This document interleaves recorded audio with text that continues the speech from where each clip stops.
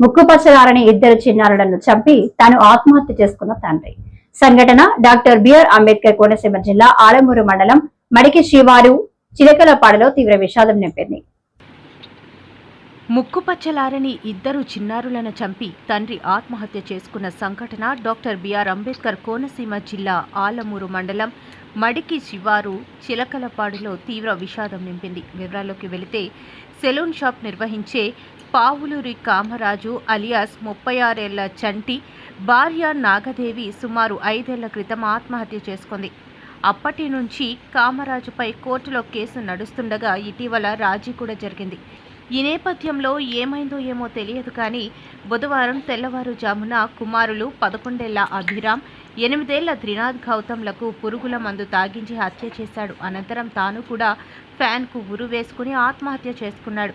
Kothapeta DSP Shunkara Muralimohan, Ravulapalem rural CI CH Vidyasagar, SI G Naresh ఘటనా స్థలానికి చేరుకుని విచారణ చేపట్టారు. చిన్నారులు అభిరామ్ 6వ తరగతి, త్రినాథ్ గౌతమ్ 1వ తరగతి చదువుతున్నారు. కామరాజు ఆత్మహత్యకు పాల్పడే ముందు రికార్డు చేసిన సెల్ఫీ వీడియోలో తన ఆత్మహత్యకు కారణాలు వెల్లడించాడు.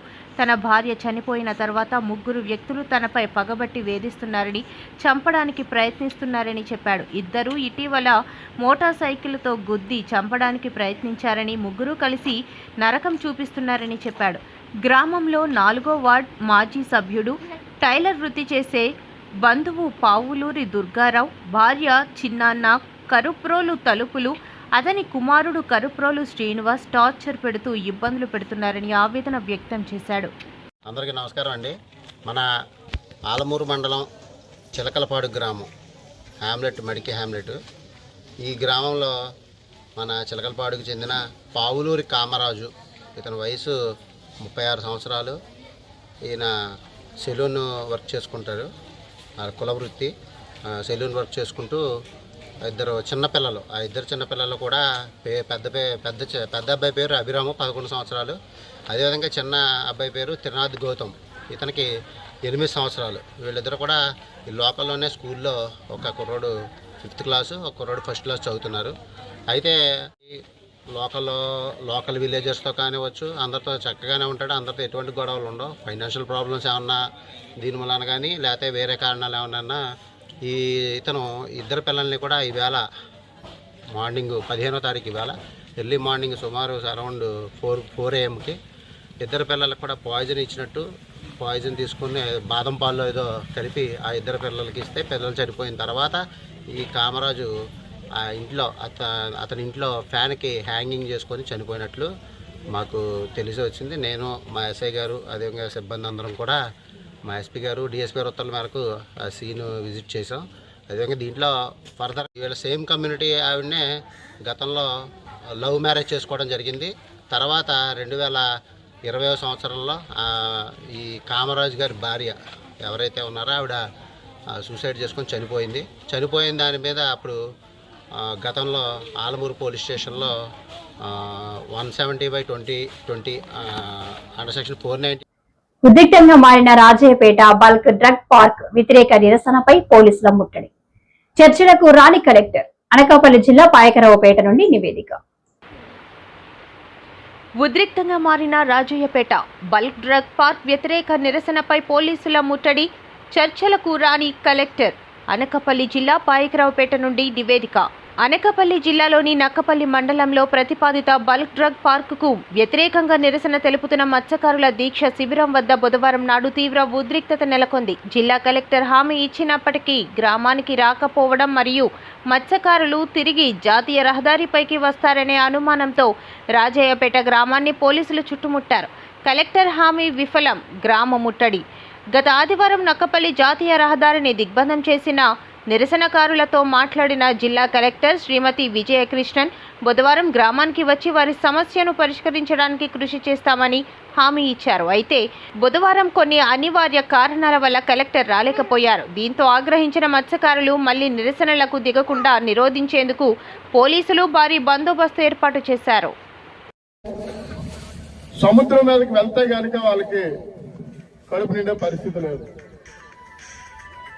మరి 32 రోజులుగా శాంతియుతంగా చట్టాన్ని చేతిలో తీసుకోకుండా వాళ్ళందరూ నిరసన తెలియజేస్తుంటే ఈ రోజు అధికార పక్షం ఏం చేస్తుందని నేను అడుగుతా ఉన్నాను.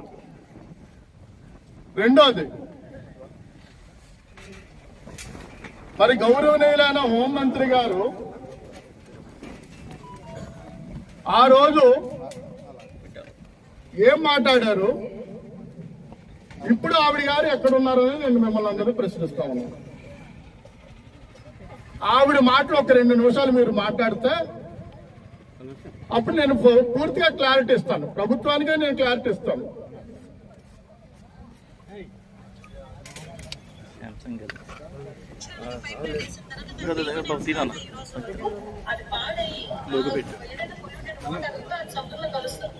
దీనివల్ల మధ్యకారులు ఇబ్బంది పడతారు. అంటే నేను ఏదో రాజకీయాల్లో మాట్లాడడానికి చాలా ప్యూర్ గా మాట్లాడుతున్నాను. నేను ఆ పిల్లోడ్ని మొన్న చూసి వచ్చేసరికి నిజం కడుపు తెరిగిపోయింది. 13 సంవత్సరాల పిల్లోడు కిడ్నీ లేదేంటమ్మా. మైక్రోపేట నియోజకవర్గం నక్కపల్లి మండలం రాజీపేట పరిసర ప్రాంతాల్లో బల్కురొగ్గు పార్కు ప్రభుత్వం ఏర్పాటు చేస్తుంది. ఆ బల్కురొగ్గు పార్కు వద్దని రాజీపేట మత్స్యకార సోదరులు, ప్రజలు, రైతులు ఆగస్టు 6వ తారీఖున నక్కపల్లి ఎంఆర్ఓ కార్యాలయం వద్ద ప్రజాప్రయ సేకరణలో వద్దని అందరూ వ్యతిరేకించారు. అయినా ప్రభుత్వం పట్టించుకోకుండా పనులు ప్రారంభించడం జరిగింది. ఈ మత్స్యకారులకి న్యాయం జరిగే వరకు పనులు కూడా చేపట్టవద్దు. అలాగే ఈ రోజుకి నిరసన దీక్ష మొదలుపెట్టి 32 రోజులు అవుతుంది. ప్రభుత్వం అధికారులు కొంతమంది సాక్షి ఎడిటర్ ధనుంజయ రెడ్డి ఇంట్లో ఉన్నారని చెప్పే ఉద్దేశంతో సర్చ్ వారెంట్ లేకుండా అర్ధరాత్రి పోయి దాడి చేసి నానా హంగామా సృష్టించారు. ఇప్పుడు నెల్లూరులో కల్తీ మద్యం తాగి ఒక అతను చనిపోయాడని రాస్తే ఎడిటర్ పైన, అలాగే అక్కడ నెల్లూరు సాక్షి బ్యూరో ఇన్ఛార్జ్ పైన కేసులు పెట్టడమే కాకుండా ఒక కాంట్రిబ్యూటర్ని వాళ్ళ ఇంటిపైన దాడి చేశారు. ఏంటంటే కారణం అతను కల్తీ మద్యం అమ్ముతున్నాడని చెప్పి ఒక ఆరోపణ చేసి. అంతకుముందు కూడా మనం చూసాం, సోషల్ మీడియా కార్యకర్తలపైన గంజాయి కేసు పెట్టడం, హైకోర్టు చీవాట్లో పెట్టడం, సిబిఐకి ఎంక్వైరీకి ఇవ్వడం, ఇవన్నీ చూసాం. వీళ్ళు స్వామి భక్తి చాటుకునేదానికి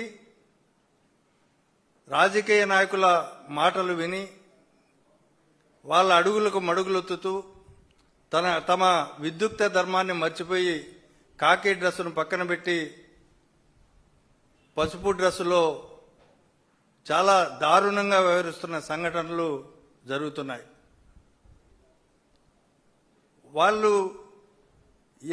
గత 5 సంవత్సరాలు జగన్మోహన్ రెడ్డి గారి ప్రభుత్వంలో ఈనాడు, జ్యోతి, TV5, తర్వాత ఈటీవీ, ఇవన్నీ కూడా విష ప్రచారం టన్నుల కొద్దీ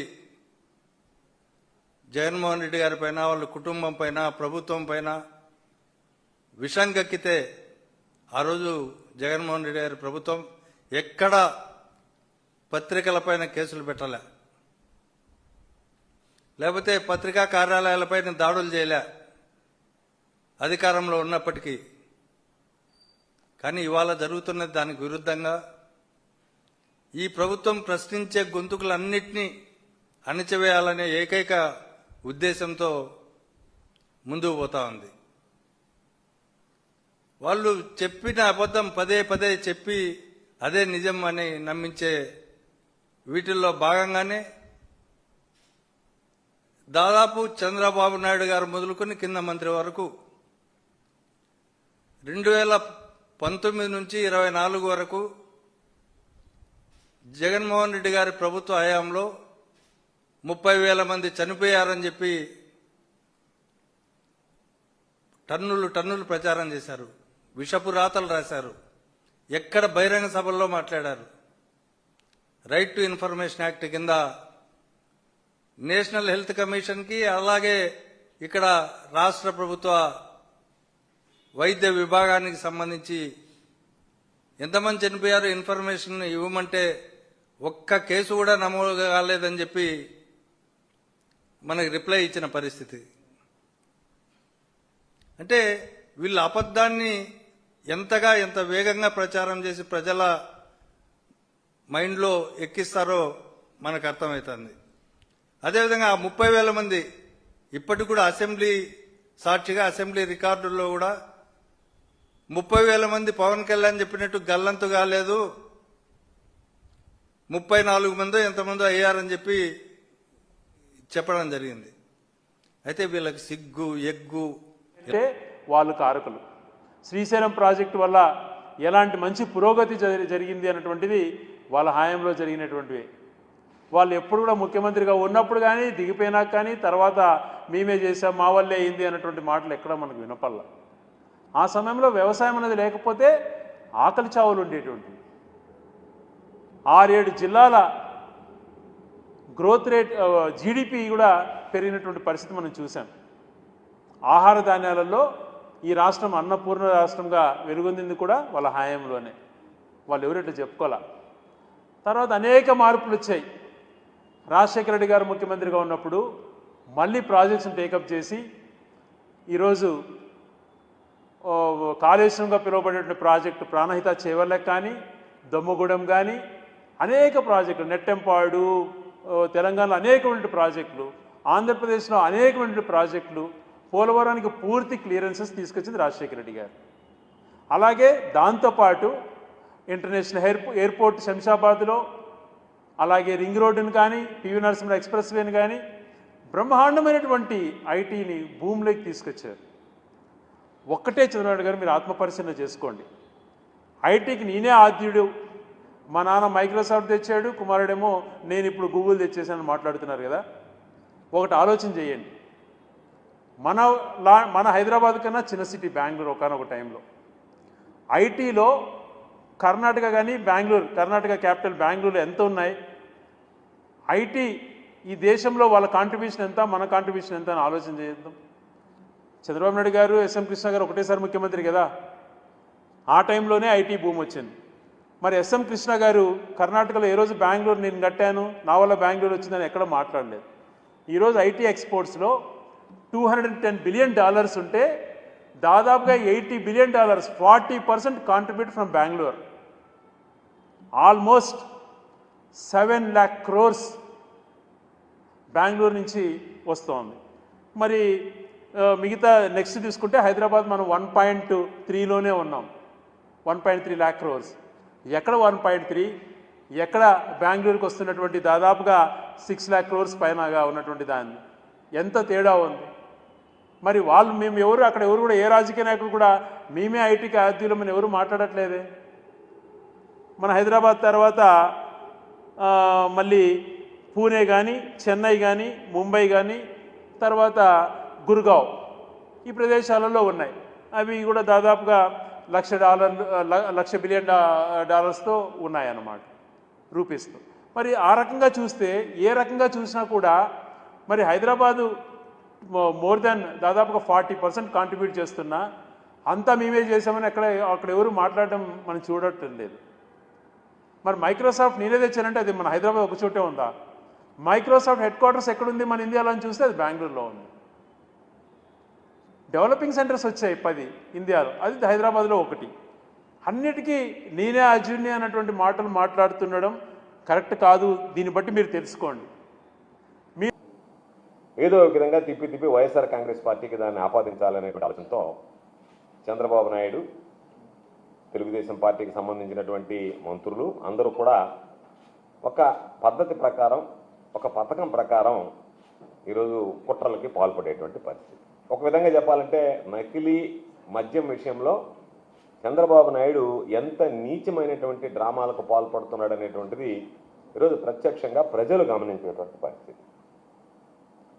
ఒక పక్క మద్యపానం, నకిలీ మద్యం తయారీతో ప్రజలకు సంబంధించినటువంటి ప్రాణాలతో చెలగాటమాడుతూ ప్రభుత్వం దాని మీద తన వారిని, తన పార్టీకి సంబంధించినటువంటి వాళ్ళని రక్షించుకోవాలనేటువంటి ఆలోచనతో పనిచేస్తుంది తప్ప అసలు ఈ నకిలీ మద్యం మూలాలు ఎక్కడి నుంచి వచ్చాయి, ఇది ఏ విధంగా తయారైంది, దీన్ని ఏ విధంగా నిర్మూలించాలనేటువంటి దాని మీద దృష్టి పెట్టినట్టుగా అనిపించడం లేదు. ఈరోజు ఏదో ఒక విధంగా దీన్ని తీసుకెళ్లి వైఎస్ఆర్ కాంగ్రెస్ పార్టీకి అంటగట్టేద్దాం. అందులో భాగంగా ఈరోజు నకిలీ మద్యం వ్యవహారంలోకి మాజీ మంత్రి అయినటువంటి జోగి రమేష్ గారిని తీసుకురావడం జరిగింది. ఈరోజు జోగి రమేష్ గారి మీద ఈ ప్రభుత్వానికి గతంలో అక్కసు ఉంది. చంద్రబాబు నాయుడిని ప్రశ్నించడానికి వెళ్ళాడనేటువంటి బాధ ఆ వర్గాల్లో ఎక్కువగా ఉంది.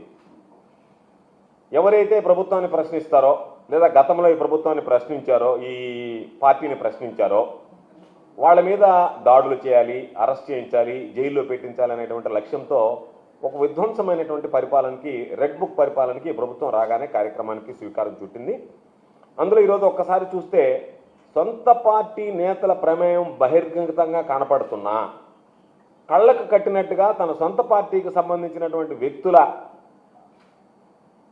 ప్రోత్సాహం ఉంది, వాళ్లే దీనిలో పాత్రధారులు, సూత్రధారులు, వాళ్ల ప్రోద్బలంతో ఇది నడిచింది. కూటమి పెద్దలకు సంబంధించినటువంటి తెలుగుదేశం పార్టీకి సంబంధించి సాక్షాత్తు తంబళ్లపల్లి నియోజకవర్గానికి, ఆ మొలకల చెరువులో జరిగినటువంటి దానికి, ఆ తంబళ్లపల్లి నియోజకవర్గానికి ఇన్ఛార్జిగా వ్యవహరిస్తున్నటువంటి జయచంద్రారెడ్డి గారి పాత్ర ఉంది అని చెప్పి ఈరోజు స్పష్టంగా అర్థమవుతున్నా, దాన్ని పక్కన పెట్టి వైఎస్ఆర్ కాంగ్రెస్ పార్టీ మీద ఒక విష ప్రచారణ, కనీసం జరిగినటువంటి ఈ దందానంతా కనుమరుగు వచ్చేసేటువంటి విధంగా వైఎస్ఆర్ కాంగ్రెస్ పార్టీకి ఏ విధంగా అంటగొట్టాలి అంటే, ఇన్నటి వరకు జరిగినటువంటి ఆ ఏదైతే డిస్కషన్ ఉందో ప్రజల్లో, దాన్ని డైవర్షన్ అంటే జోగి రమేష్ గారి మీద తిట్టిన తర్వాత జోగి రమేష్ గారికి దీనికి సరిపోతుందిలే, మన మీద ఆ బురద అంటకుండా పోతుంది అనేటువంటి ఒక దుర్మార్గం అనేటువంటిది చంద్రబాబు నాయుడికి ఇది అలవాటు అనేటువంటి విషయం. అందులో భాగంగానే సీరియస్ వ్యవహారం, ప్రజల ప్రాణాలు కోల్పోతున్నటువంటి వ్యవహారం, దానిలో కూడా ఈరోజు ఏదో ఒక విధంగా డైవర్షన్ పాలిటిక్స్కి పాల్పడాలనేటువంటి ఆలోచన చేస్తున్నారు. మేము స్పష్టంగా ఈ ప్రభుత్వాన్ని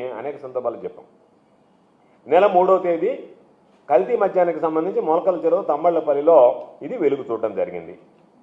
నకిలీ మద్యం, నకిలీ సీసాలు, నకిలీ లేబుల్స్. అలాగే సదరు ఇక్కడ ఉన్నటువంటి నియోజకవర్గ శాసనసభ్యులు ఆయన వచ్చి ఏమన్నారంటే కాదు ఇక్కడున్న వాళ్ళు మందు తాగడం వల్ల చనిపోతారని చెప్పారు. అంటే ఇక్కడ ఉన్నటువంటి తురకపాలెం ప్రజలందరికీ కూడాను భయభ్రాంతులకు గురి చేస్తున్నారు. అసలు మేము ఎందుకు చనిపోతాం, మా కారణం చెప్పండి అని అడిగితే 3 నెలలుగా కూడాను కూటమి ప్రభుత్వం ఎటువంటి జవాబు, వారి నుంచి ఎటువంటి రెస్పాన్స్ ఇంతవరకు రాకపోగా కంట తుడిపి కోసం మొన్న ఒక 4 రోజుల క్రితం ఈ చనిపోయిన వాళ్ళకి కొంతమందిని వాళ్ళు ఎంచుకున్నటువంటి వాళ్ళ వ్యక్తుల వరకే, అందరికీ కూడా కాదు, ఇది మీరు అందరూ గమనించాల్సిన విషయం, వాళ్ళు ఎంచుకున్నటువంటి వారి వ్యక్తుల వరకే ఒక 5 లక్షల రూపాయలు కంటి తుడుపుకి వేయడం జరిగింది. అంటే ఈ యొక్క మీడియా ముఖంగా మీ అందరిని ఇదే అడగదలుచుకున్నాము. అంటే ఒక ప్రాణం విలువ, ఒక దళితుల యొక్క ప్రాణం విలువ, ఒక మైనార్టీ యొక్క ప్రాణం విలువ, ఒక బీసీల యొక్క ప్రాణం విలువ 5 లక్షల రూపాయలు మాత్రమేనా? అంటే మీరు 5 లక్షలు ఇచ్చి తప్పించుకుందాం అనుకుంటున్నారా? అసలు 5 లక్షలతో మళ్ళీ ప్రాణం తెస్తారా? ఇక్కడ మేము అడుగుతుంది ఏంటయ్యా అంటే, అసలు మాకు వర్ష మరణాలు ఎందుకు జరుగుతున్నాయి, ఈ మరణాలు గల కారణం ఏంటని అడుగుతున్నాం. ఇది మీరు చెప్పుకోకుండా 3 నెలలుగా కాలం దాటేస్తూ విషయాన్ని మీ ధృవీకరించుకోకుండా ఏది కూడా దీనివల్ల మెలిడియోసిస్ చచ్చిపోతున్నారా, లేదనుకుంటే మీరు తయారు చేసినట్టు నకిలీ మందు వల్ల చనిపోతున్నారా, వాటర్ కంటామినేషన్ వల్ల చనిపోతున్నారా అనేది మాకు ధృవీకరించి చెప్పండి. మీరు అవి చెప్పుకోకుండా 5 లక్షలు కామ్గా ఇచ్చేసి వెళ్ళిపోతే, మరి ఇప్పుడు కూడాను మొన్న ఇచ్చారు, 4 రోజుల క్రితం మీరు డబ్బులు ఇచ్చారు, సరే ఇచ్చిన తర్వాత కూడాను మళ్ళీ సెంట్రల్ గవర్నమెంట్ నుంచి, సెంట్రల్ నుంచి కూడాను మళ్ళీ కొన్ని టీంలు వచ్చి ఎందుకు మళ్ళీ ఈ యొక్క టెస్టులు ఎందుకు చేస్తున్నారు? ఈ టెస్టులు చేయడానికి గల కారణం ఏంటి అంటే, ఇప్పటి వరకు మీరు కూడాను దీన్ని ప్రాపర్గా డయాగ్నోస్ చేసి దీని తాలూకా రిపోర్ట్స్ ఏది కూడా ప్రాపర్గా మీరు ఇవ్వాల. అంటే ఒక 3 నెలలుగా ఇంతమంది ఎస్సీలు, బీసీలు, మైనారిటీలు ఇంతమంది చనిపోతున్నా కానీ ఈ కూటమి ప్రభుత్వం ఎట్టి పరిస్థితుల్లో దీనిని లెక్క పెట్టే యోచనలో లేనే లేదు. ఏదో చనిపోతారులే, దళితులే కదా, ఓట్లు ఏముందిలే అన్న దాంతో వాళ్ళు తాగి చనిపోయారు అని చెప్పేసి ఏదో ఒక దానిలో దీన్ని తప్పు దోవ పట్టిస్తున్నారు. ఈరోజు ఈ యొక్క టీం ద్వారా మేము గ్రహించింది ఏంటంటే, మా యొక్క డాక్టర్స్ టీం అందరూ చెప్తున్నది ఏంటంటే, మేము దీనిలో అనాలిసిస్ చేసిన తర్వాత ముఖ్యంగా చాలామంది హెల్త్ ఇష్యూస్తో చనిపోయే వాళ్ళందరికీ కూడాను మెలిడియోసిస్ అనేటువంటి ఒక వ్యాధి వల్ల దాని తాలూకా బ్యాక్టీరియా వల్ల చనిపోవడం జరిగింది. దీని తాలూకా వ్యాధి తాలూకా గుణాలు ఎలా ఉంటాయంటే కొంతమందికి జ్వరం వస్తుంది, కొంతమందికి గడ్డలు వస్తాయి, అలాగే ఫీవర్ ద్వారా కొంతమంది లంగ్స్ దెబ్బతింటాయి, ఇలాగ మల్టిపుల్ ఆర్గన్స్ కూడా దెబ్బతిన ఉంటాయి. ఇక్కడ ఏంటంటే ఎవరైతే సిక్గా ఉన్నారో వీళ్ళు చనిపోవడం అనేది అయితే పక్కాగా జరుగుతూ ఉంది. ఈ యొక్క సిక్కు అయినటువంటి జనాభా ఎవరైతే ఉన్నారో చనిపోతున్నారో ఈ మెలిడియోసిస్ వ్యాధి అనేది ఎవరి మీద అయితే ఉందో అది మీరందరూ కూడా గుర్తించి అసలు మెలిడియోసిస్ ఎక్కడి నుంచి వచ్చింది, అది దేనివల్ల వచ్చింది. ఇక్కడ అందరూ చెప్తున్నది ఏంటంటే ఒక మాట, ఇక్కడ ఒక క్వారీ వాటర్ ఉంది. ఈ క్వారీ వాటర్ పల్లెల్లోకి ఫస్ట్ వచ్చింది. ఈ క్వారీ వాటర్ పల్లెల్లోకి వచ్చిన తర్వాత ఆ పల్లెల్లో వాళ్ళందరూ కూడా ఆ క్వారీ వాటర్ తాగటం వల్ల కూడాను దానివల్ల మెలిడియోసిస్ అనేటువంటి యొక్క బ్యాక్టీరియా అనేది ఫామ్ అయ్యేది అనేది మా యొక్క డాక్టర్ బృందం యొక్క ప్రకారం వాళ్ళ వృత్తి ధర్మం ప్రకారం చట్టబద్ధంగా వాళ్ళు దర్యాప్తు చేస్తూ ఉన్నారు. ఈ లోపల ఈ కల్తీ మద్యం కేసు వచ్చింది. ఈ కల్తీ మద్యం కేసు ఎవరిది? ఇటు పక్కన జగన్మోహన్ రెడ్డి గారు ఉన్నారు. జగన్మోహన్ రెడ్డి గారికి తెలియకుండా ఆంధ్రప్రదేశ్ రాష్ట్రంలో ఏ అక్రమ పని జరగదు. సక్రమమైన పని జరగాలంటే అక్కర్లా జగన్మోహన్ రెడ్డి గారు ఈజ్ నాట్ మచ్ ఇంట్రెస్టెడ్. అక్రమంగా, అవినీతిపరంగా, చట్ట వ్యతిరేకంగా, చట్టాన్ని వ్యతిరేకిస్తూ జరిగే పనులకి అన్నిటికి కూడా జగన్మోహన్ రెడ్డి గారికి తెలిసే ఉంటుంది. తెలీదని చెప్పగలరా? జయచంద్రారెడ్డి ఎవరు? ఆయన నాకు తెలియదని చెప్తాడా? పెద్దిరెడ్డి గారిని అడుగుదాం, అయ్యా ఎవరు జయచంద్రారెడ్డి అని. నాకు తెలియదండి అతను ఎవరని చెబుతారా? వాళ్ళ మనిషే. వాళ్ళ దొడ్డులో కట్టివేయబడిన దూడ ఇది. వాళ్ళ దొడ్డులో తాడేసి కట్టివేయబడిన దూడ. కొన్ని ప్రత్యేక కారణాలు మా పార్టీలోకి వచ్చాడు, ఏదో సీట్ ఇచ్చాము, అది లాస్ట్ టైం మొన్న చెప్పాను నేను. ఈ కల్తీ మద్యం కేసులో ఇప్పుడు తాజాగా జోగి రమేష్ గారు, మాజీ మంత్రి జగన్మోహన్ రెడ్డి గారు, అందుకే మిమ్మల్ని ఈ పక్క నిలబెట్టాను నేను, జగన్మోహన్ రెడ్డి గారికి అత్యంత సన్నిహితుడు. ఎంత సన్నిహితుడు అంటే జగన్మోహన్ రెడ్డి గారు నేను చంద్రబాబు గారి ఇంటి మీద దాడి చేసి వస్తానని చెప్పి వెళ్ళిన మనిషి. అంత సాన్నిహిత్యం వెళ్ళదు. ఇప్పుడు ఆయన పీకల్లోతు కూరుకుపోయాడు. ససాక్ష్యాలతో సహా అతనికి తెలిసి అతని నేతృత్వంలో అతని పంపున ఈ కల్తీ మద్యం కేసు జరుగుతూ ఉంది. ఆ కేసు వివరాలన్నీ ఇప్పుడు సిట్టు దర్యాప్తు చేస్తుంది. అది కూడా థ్యాంక్స్ టు గవర్నమెంట్ అండ్ గౌరవ సీఎం గారికి కూడా ధన్యవాదాలు. సిట్టు వేశారు. సిట్టు వేసంటే దర్యాప్తు మరి ఎక్సైజ్ వాళ్ళు చేసిన దానికంటే సిట్టు దర్యాప్తు స్పీడ్గా జరుగుతుంటుంది. వీళ్ళకి ఎక్కువ సిబ్బంది ఉంటారు. ఇన్వెస్టిగేషన్ చేసే తీరు కూడా వీళ్ళకి కొంచెం ఎక్కువగా అనుభవం జరుగుతూ ఉంటుంది. ఆయన అంటారు జోగి రమేష్, నేను ప్రమాణం చేస్తా నాకేం తెలియదు అంటాడు. అరే నీ దుంపుతంగా నువ్వు మంత్రి పదవి చేసావా? నువ్వు 2-3 సార్లు ఎమ్మెల్యేగా చేసావు, నువ్వు ఒక నాయకుడిగా ఉన్నావు.